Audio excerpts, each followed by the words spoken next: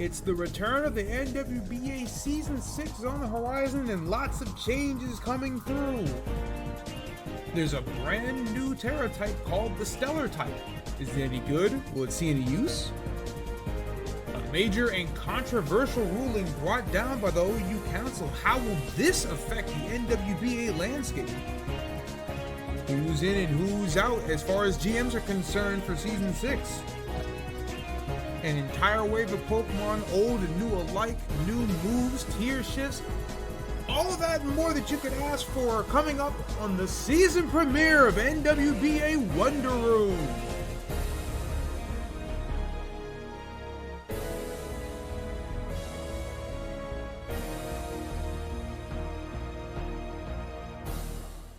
Wonder Room is brought to you in part by Booze Mobile and by Kurtz's Chicken.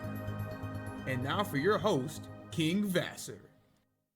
Well, it's been a few months, but we are back in action. Hi, everybody. Welcome to NWBA Wonder Room. It's been a few months since we last saw each other, but Season 6 is right around the corner, meaning it's time for your favorite weekly NWBA show. We have a lot to cover in this first episode of Season 6. There are new mons, new moves, new GMs, and even new rules. So let's not waste any time. Let's jump right into it. So let's talk about the brand new type introduced in the Indigo Disc DLC, that being the Stellar type. This 19th type is very unique in that no Pokemon is naturally stellar. It can only be accessed through terrestrialization. Stellar type attacks are super effective against Terra Pokemon and neutral against all other types. Furthermore, it only affects Terra Blast and Terra Starstorm, which is the signature move of Tropicos, which is banned from OU. So Stellar can only be applied to Terra Blast, but it's very useful against other Terra Pokemon. Additionally, the Stellar type gives the user a ×2 boost on stab attacks and a 1.2 times boost on non-stab attacks, and this boost works exactly once per type. So this is really good for a Pokemon to Terra into a Stellar type and just want to blow a hole into something. For example, a Superior that just wants to get the contrary boost immediately. You can Terra into a Stellar type and press Leaf Storm and get a ×2 stab boost. That is absolutely massive, but it's a bit of a gimmick. It's hard to pull off. You don't really see too many Pokemon willingly choose to Terra into a Stellar type for that reason. Additionally, the Stellar type has 0 defensive properties. So, going back to that Superior example, you are a Grass type. If you turn into a Stellar type, you still have the exact same properties defensively as a Grass type. So Stellar offers nothing in terms of defense, which is a big reason why it's a very gimmicky Terra to use. In addition to what we said earlier about Terra Blast, the Stellar type Terra Blast increases the base power of the move to 100, which is pretty good. However, it also lowers the user's attack and special attack stat by 1 stage, which is a big trade-off, and another reason why the Stellar type is a bit of a gimmick. It's really hard to make it work. As far as we're concerned at the NWBA, it counts as a non-stab Terra. So it's going to be interesting seeing if there are any GMs that are going to try to apply this to Pokemon. And again, I think that if any Mons are going to actually try to use this, it's going to be contrary setup sweepers like Superior, like Lurantis, like Malamar. But while the Stellar type is a fascinating new addition to Season 6, it is not the only major rule that's changed around here. So, on January 21st of 2024, the Scarlet Violet OU Council made the controversial to many decision to ban sleep moves entirely. That being Dark Void, Hypnosis, Sing, Sleep Powder Spore, and Yawn. Now, there are a few moves that were left untouched. Dire Claw, Relic Song, and Rest.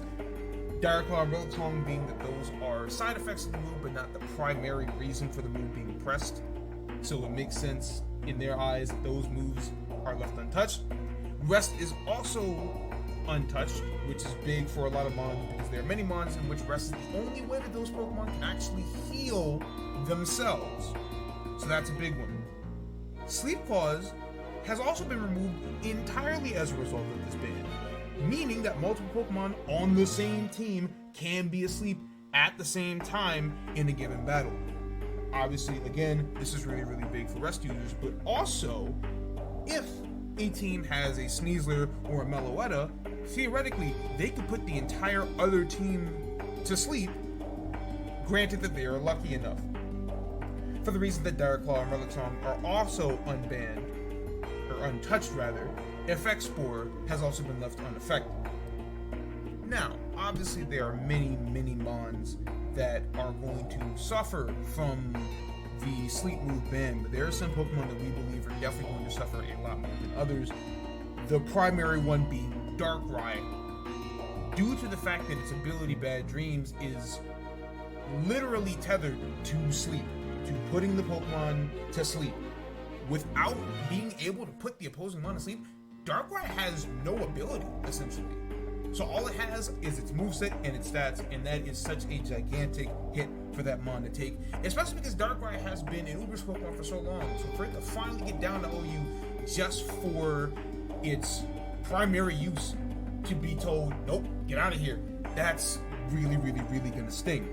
And there are many other mons that are going to suffer as a result. Amoonguss is another huge one. Spore was such an integral part of its moveset, and now it is not going to be able to put things to sleep, so its utility as a defensive mon is going to go down drastically. It still has a good type, and it still has Regenerator, but not being able to put things to sleep really, really, really hinders that mon. And there are several other mons that are going to miss having things like Hypnosis and Sleep Knock. Venusaur, Alolan Ninetales, Politoed, Torkoal, Brute Bonnet, Iron Valiant, and many, many others. Well, now that we've gotten the groundwork out of the way, let's get to the fun stuff. You know what new DLC means. New mons, brand new threats waiting to be unleashed, as well as some very strong returners coming into Season 6, some of which deserve their own special mention, which we're going to start now. First up, everyone's favorite ground flying type. No, not Landorus, it's Gliscor. Pretty good physical bulk, decent speed and attack. Unique ability in Poison Heal lets it get off so many things because of the fact that it heals itself through Toxic Orb. One of the most well-known defensive walls in the game. It can set up every hazard, it's got knockoff, it's got U-turn, it's got toxic. And because of its Poison Heal ability, it can run a fairly strong SD set with EQ, Acrobatics, Facade, you name it. Pretty solid Pokemon that's going to be available for the very first time in the NWBA. Down in OU for the first time since its inception, it's Darkrai. 135 special attack, 125 speed, very good combination, as well as 90 in attack, defense, and speed, all very respectable. Darkrai is a weird Pokemon as of right now. It is essentially the main culprit in getting sleep banned, meaning that it functions without an ability and is without its best gimmick. That being said, with access to Calm Mind and Nasty Plot, it is still a terrifying special sweeper. It's got good coverage moves in Ice Beam, Psychic, Sludge Bomb, Focus Blast. It's got Taunt, it's got Trick, it's got Willow, and with that 90 attack, you can even run a surprise physical set. Darkrai is not to be underestimated by any means, just because it is no longer an Uber Pokemon in Gen 9. Next up we have Superior, who at first glance doesn't seem to be a very threatening Pokemon. Mono Grass, 113 speed is pretty good, but 95 in defenses and 75 everywhere else doesn't really seem threatening at all until it equips the contrary ability. And once its Leaf Storm boosts its special attack stat by 2 stages, the only mon that has ever really gotten contrary to work, meaning that it is a very threatening sweeper if things get out of hand. But because of its profile, it can still be pretty solid defensively. It's got Glare, it's got Knock, it can heal itself with Synthesis, it can set up screens, it even has Mirror Coat for some really niche applications. Very interesting Pokemon indeed, coming into the NWBA for the first time. And then we have the star of the Teal Mask DLC, it's Ogerpon. Ogerpon has a unique ability to change its typing ability and signature move in Ivy Cudgel based on the mask that it equips. In the case of the Wellspring Mask, the only one found in OU, it becomes a grass water type. Its natural ability is Water Absorb. Ivy Cudgel becomes a water type move, and Embody Aspect, the ability it gains when it terrestrializes, boosts its special defense. It's got 120 attack, 110 speed, and solid to not very good everywhere else.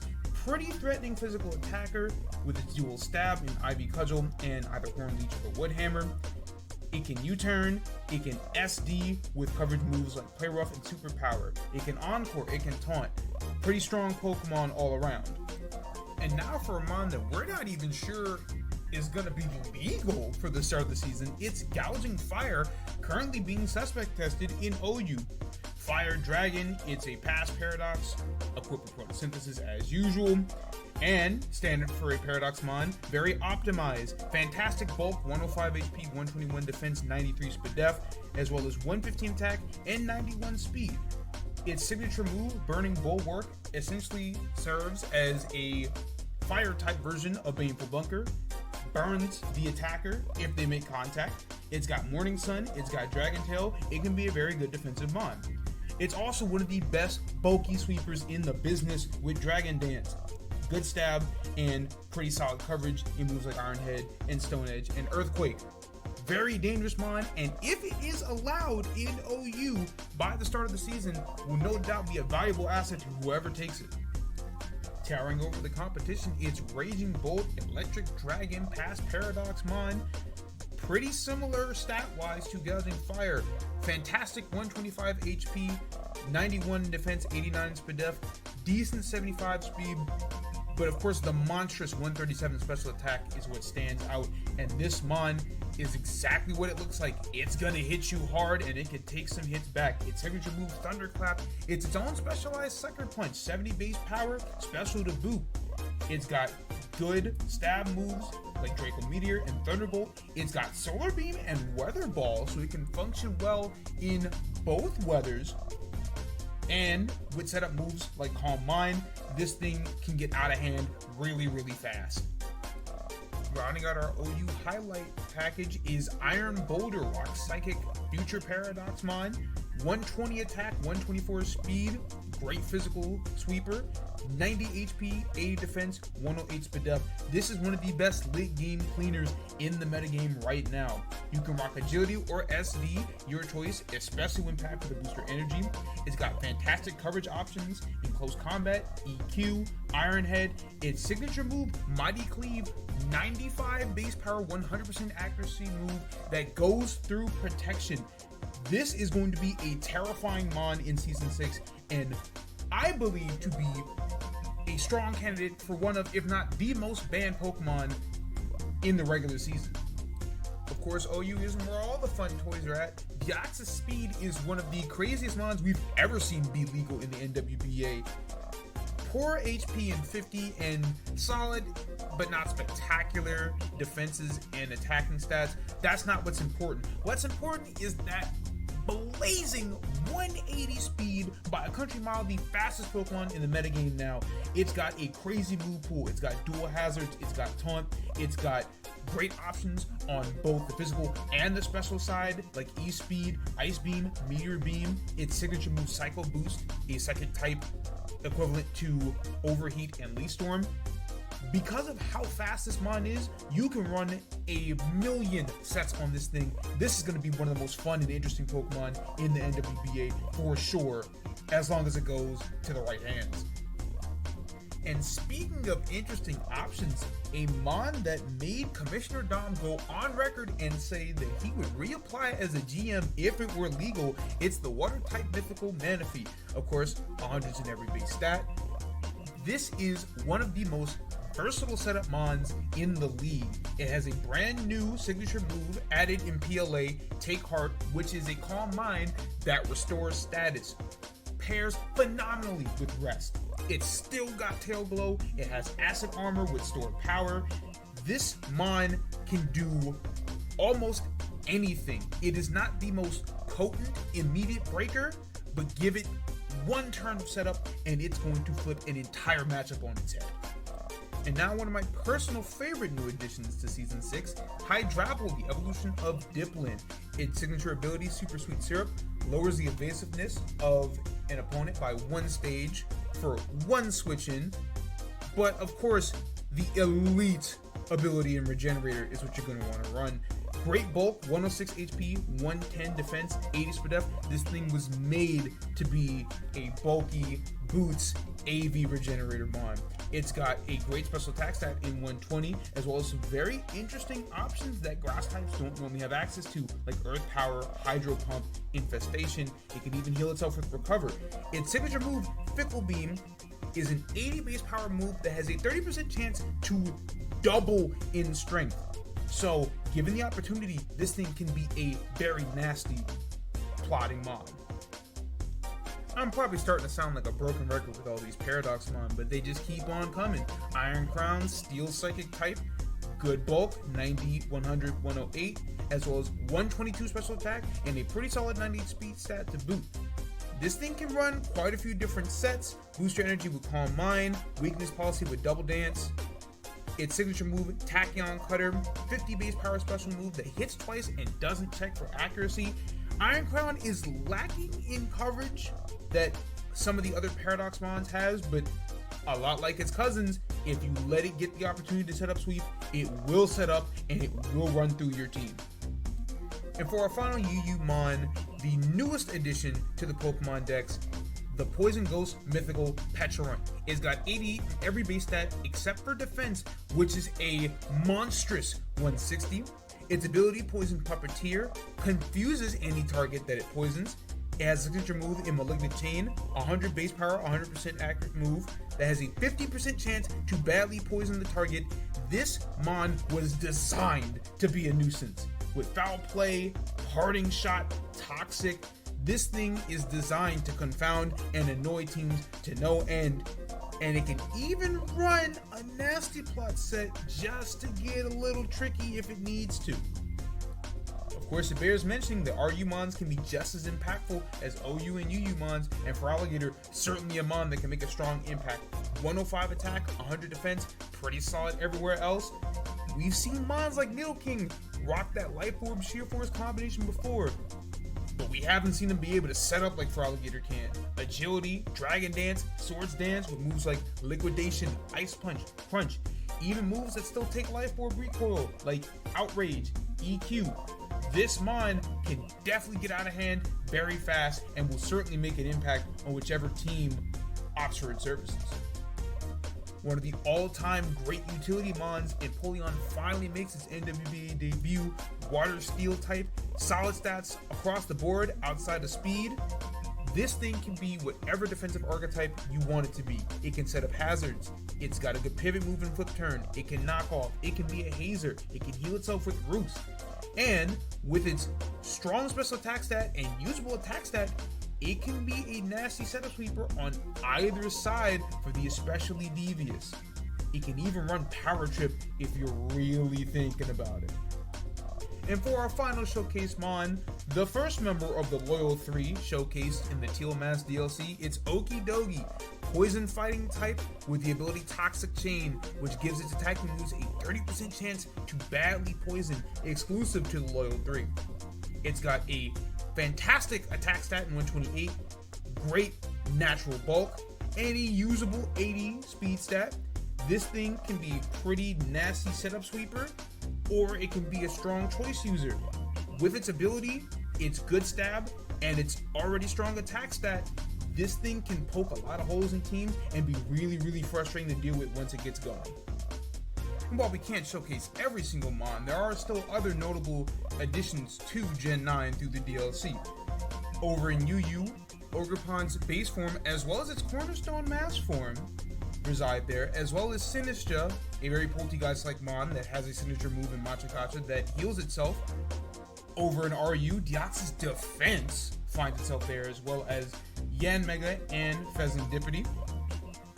Down in NU, the ever-pesky Smeargle of VGC fame finds its way into the NWBA for the first time, as well as the single starters in Infernape and Torterra, the Shell Smasher Mandior, and the last member of the Loyal Trio, Monkey Dory. And even down in PU, there are some interesting options. Alolan Golem, Shaman, Diplin, Zebstrika. So, some interesting new faces coming through, even among the lower tiers. But the thing about new toy syndrome is that sometimes it goes both ways, and there are times where you just need to take a step back and think and go to what's comfortable. And there are a lot of dangerous threats returning to Season 6 that are very comfortable for a lot of players. Former Hall of Famers in Blastoise, Raikou, and Conkeldurr, a former MVP in Venusaur, borderline kings like Blaziken, Latias, Kyurem, perhaps the most dangerous threat in the game, makes a comeback, and plenty of other all-time staples, Ninetales A, Skarmory, Swampert, Crawdon, Regirock, Rhyperior, Mandibuzz, all very dangerous, powerful, and usable Pokemon in their own rights, all across the tiers as well. Some residing in OU, like Clefable, some right on the precipice, residing in UU, mons like Latios, Mamoswine, Excadrill, mons that we've seen cause problems in the past, Keldeo, Primarina, Comfey. Even the lower tiers, mons like Chandelure, Mienshao, Porygon 2.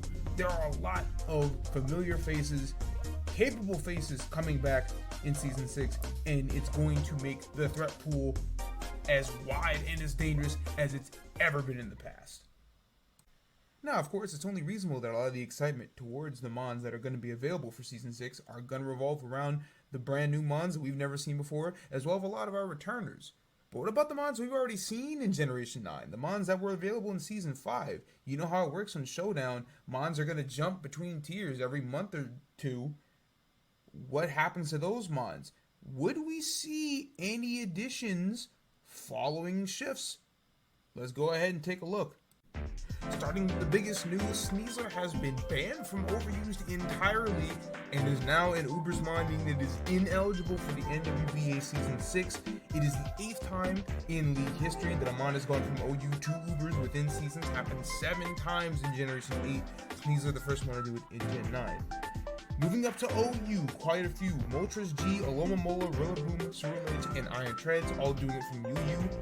Weavile and Barraspuda moving up from RU. Barraspuda, of course, the Rain Merchant. Weavile now having access to knockoff and triple axle again, moves up to OU. And Blissey all the way from NU. It's typically considered one of, if not the best special wall in the game, and every once in a while its services are required in the highest tier, so it moves up dramatically. As for lower tier risers, Indeedee Male goes up from NU to UU. Second Grand's been very popular there. And Chansey moving up one tier from PU to NU. Now, while the list of tier risers is certainly notable, the list of tier fallers is certainly a lot more extensive. Starting with Volcarona, who was an Uber in Season 5, dropped down to OU, so we see the return of Volcarona. Dropping into UU, a lot of extremely notable names. Garchomp, Toxapex, and Zapdos, 3 mons that stay and oftentimes dominate OU, finding themselves in the UU tier, as well as Azumarill, Greninja, Iron Moth, Rotom Wash, and Sandy Shocks. Dropping into RU, headlined by Ruby League MVP Regidraco and Ruby League MVP finalist Kleavor, a pair of all-stars in Breloom and Volcanion, and other very notable threats that we've seen last season, like Lilligant H, Gengar, Thunderous Teeth. Down in NU, even more all-stars, including Mew, Overqwil, Slowbro, Tauros, Paldean Aqua, Thunderous Eye, and several other key contributors to great teams like Sylveon and Mudsdale. And even down in PU, there are a lot of notable names down here. Electros, Muck, Scyther, Jolteon, Houndstone, Hoopa. Plenty of notable names dropping tiers. We see this all the time. It happens every season. But the list of mons that have dropped in this season is as crazy as it's ever been in League history. So yeah, in case it wasn't clear before, it should be obvious now. There are more mons in the NWBA than there ever been in the history of this league. Now, the interesting thing about DLCs is that Pokemon aren't the only things that are added. TMs are added as well, and in the case of the Teal Mask and the Indigo Disc, there are some moves that we've never seen before that are going to be a part of Season 6. So, while there were 24 total TMs added to Pokemon Scarlet and Violet through the Indigo Disc, 6 in particular contain moves that are brand new to the series as a whole. First one is Temper Flare. Physical fire type move, 75 base power, 16 max PP, 100% accuracy. It's a fire type Stomping Tantrum. Doubles in power if the user's move on the previous turn failed. Just like Stomping Tantrum, it does not work if the move was protected or if the user is recharging, but if the target is unaffected, or if the move misses, or the user gets paralyzed, then it doubles in power to 150. So there's a pretty decent coverage option that has the potential to be really, really nasty. Supercell Slam is the next one. Physical electric type move, 100 base power, 24 max PP, 95% accuracy. Works like jump kick. If the user misses, they take 50% of their max HP as recoil. So for the first time pretty much ever, we have a fairly reliable, strong, physical electric stab. It's something that electric types have been asking for generations, and while 100 is not the strongest, it's still pretty damn strong. And the fact that it's 95% accuracy means that it's reliable enough to use consistently. So this is a major buff for electric type physical attackers. Next up is Hard Press, physical steel type move. Very BP, 16 max PP, and 100% accuracy. It's basically a weaker version of Ring Out. The more HP the target has, the more power the move has. Maxes out at 100 BP, and of course the minimum being 1. Again, like Supercell Slam, 100 BP is nothing to scoff at, so this is an interesting physical option for steel types and mons that are looking to use steel coverage. On healthier mons, it's going to be stronger than Iron Head, so it's niche, but can be fairly effective. Next up is Alluring Voice, special fairy type move, 80 base power, 16 max PP, 100% accuracy. Brand new effect, confuses the target if the target raises its stats on the same turn. Has to be the same turn, so it's going to be far more useful on bulkier fairy types, but can be fairly interesting. Confusion is not really a status that people opt to go for, but it can be a nasty little trick up the sleeve in a pinch situation. Then we have what I believe to be the most interesting move added in the DLC, Psychic Noise, a special psychic type attack, 75 base power, 16 max PP, 100% accuracy, prevents the target from recovering HP for 2 turns, meaning the turn that it's used and then the turn following. Really, really interesting ability. This stops lefties, it stops recovery moves like Recover and Synthesis. It stops healing moves that are attacks like Drain Punch and Draining Kiss, not just from recovering HP, but from working outright. So very, very niche, but very, very good in the right circumstance. I think that this is going to be the move that is used more often than maybe any other in this list outside of Supercell Slam. And even then, again, because it's really, really good for shutting down certain bulky threats in a pinch, I think you're going to see this move get a lot of use. And then finally, you have Upper Hand, physical fighting type move, 65 base power, 24 max PP, 100% accuracy. Also extremely interesting, it's essentially a mix between Sucker Punch and Fake Out. Causes the target to flinch if the target is using a priority move. Unlike Fake Out, you can use it consecutively, but it's a very mind game oriented move. You have to know that the target is going to use a priority move, and so it's going to be really, really hard to fit this on a lot of mons, but in the right matchup, I think this will allow certain setup sweepers to really get the jump on the competition, because it's going to shut down any attempt to use priority to stop the sweep in progress. Now, obviously we can't go over every mon that gets these new moves, but we do have quite a few notables to list off. For Temper Flare, again, this is going to be mostly the physical attacking fire types, but there are some mons like Gyarados, Salamence, Slitherwing that might want this for some coverage. For Supercell Slam, obviously this is going to be big for electric type physical attackers. Thunderous Eye is an interesting case, considering that it's mostly a special attacker, but with 115 base attack, you might see some more mix sets coming out of this thing in the future because of this move. Hard Press is really only going to be used by steel types, but in some niche matchups, it might be useful for mons like Conkeldurr or Tyranitar. For Alluring Voice, this is mostly going to be the bulky fairy type mons, things like Clefable and Sylveon, but Latios like to have it in a coverage situation from time to time. Psychic Noise is mostly going to be used by the really strong Psychic type attackers, things like Espeon and Gardevoir, but mons like Gengar and Toxtricity can use it as well. Psychic Noise is a sound move, by the way, so that will be boosted by Punk Rock from Toxtricity.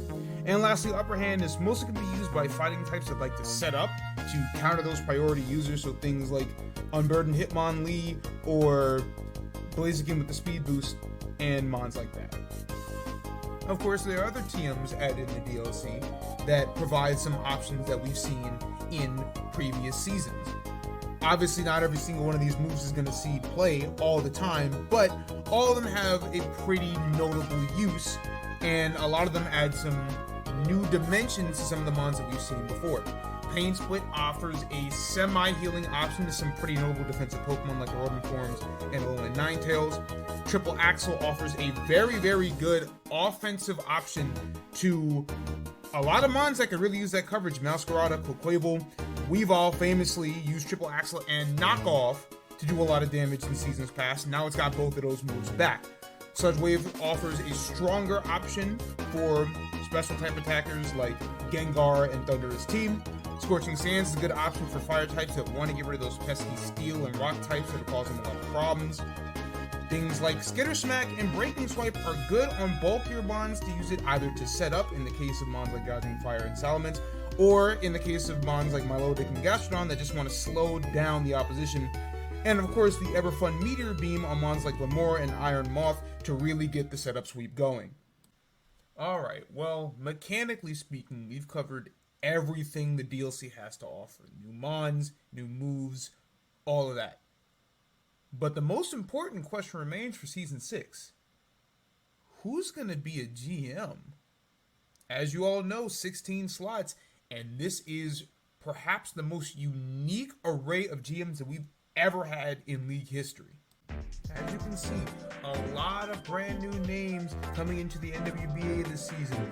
Balheed, Critical Slash, Cyclone, Galarian Blades, Jade, Lunadachi, Audi, Rasago Flare, Zach Abdi, and ZD.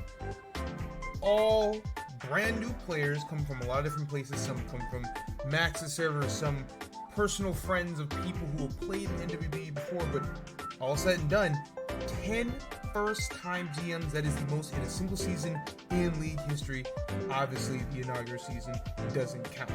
But it should be a very exciting, extremely fresh landscape heading into Season 6. Of course, can't forget about our returning veterans. Only 6 this time around, but a very interesting crop of players. CJK and Nico all returned from last season. GMs of the New Barktown Frozo, Lentomas Luxrays, and New Moon Island Saguaro Wildlings respectively. CJ and K, not very great seasons, home record to miss the playoffs, but they got better down the stretch, and I think a second season, now that they know what they're getting into, should prove to be a lot more fruitful. Nico, 16-6, lost in Ruby semis to the eventual champion Sunday Shore Supercharge. Pretty good year, very good record for a first-time GM. Rode that hyper offense style pretty far. We'll see what he does in a repeat season. And we have 3 GMs that we haven't seen in a little bit. Easy we last saw in Season 4. GM of the Turnback Renegades went 9-4, made it all the way to the NWBA Finals before losing in 5 to Spike. King, the Season 3 champion, coming out of retirement in a quest to win a second championship, inspired by Spike's run in Season 5, said doesn't want to be a one-and-done chump. Was the GM of the Snowball City Savants, went 18-4 in that championship season. He wants to run it back, see if he can get a second ring. And lastly, Gear, who we haven't seen since Season 2. GM of the Lumios Luster went 14-10 that season, barely missed the playoffs unfortunately, but a strong player. Very excited to see how rusty or not he might be heading into Season 6. Hasn't touched Gen 9 at all as far as I'm concerned, so a lot to be sorted out here. Alright, well, between everything that we've covered on today's episode, Season 6 is shaping up to be one of our most interesting to date, and hopefully our best one. The draft will be this coming Monday, so look forward to that. And that is going to do it for today's episode of Wonder Room. Thank you all for watching. I've been your host, King Vasser, and look out for more NWBA content coming your way next week.